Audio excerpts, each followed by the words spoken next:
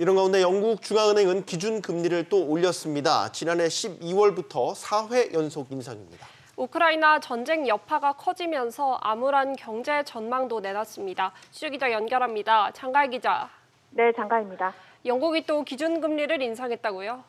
그렇습니다. 영국 중앙은행인 영란은행이 기준금리를 0.75%에서 1%로 0.25%포인트 인상했습니다. 지난 2009년 2월 이후 가장 높은 수준입니다. 영란은행은 지난해 말부터 금리를 올리기 시작했는데요.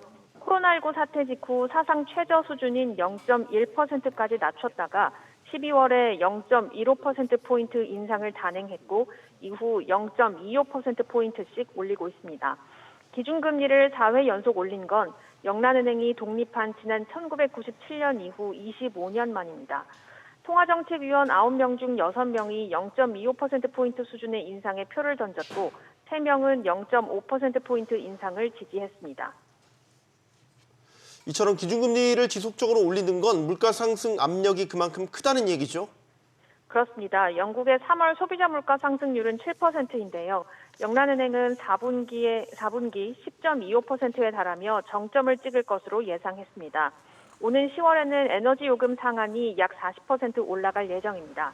추가 기준금리 인상 가능성이 큰 대목입니다. 경기 상황도 우려스러운데요. 영란은행은 올해 GDP 성장률이 3.75%를 기록하겠지만 4분기는 1% 수준에 머물 것으로 내다봤고요.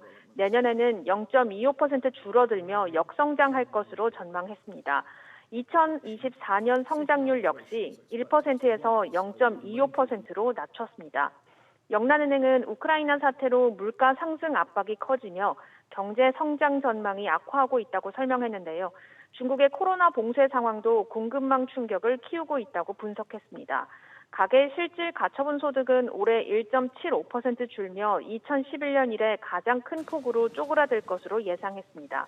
이와 함께 보유 중인 8,500억 파운드, 우리 돈 1,347조 원에 달하는 국채 매각 시점을 검토 중이며 8월 회의 때 관련 계획을 업데이트하겠다고 밝혔습니다.